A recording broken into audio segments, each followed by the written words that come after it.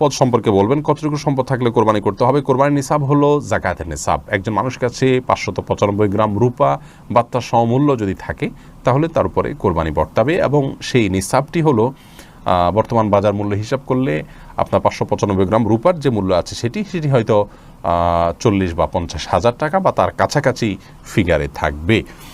অতএব আপনি কোরবানির নিসাব যেটা জাকাতের নিসাব সেটিকেই ধরে নেবেন।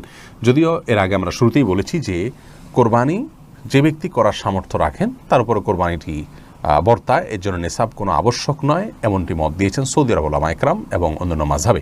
হানাফি মাযহাব বা আমাদের ওলামা ইকরাম বা আমাদের যে স্কুল অফ থট ওলামা ইকরাম ফলো করে থাকেন সেটিতে আপনার জাকাতের নিসাব হলে তখন কোরবানি আবশ্যক হবে বা বর্তাবে।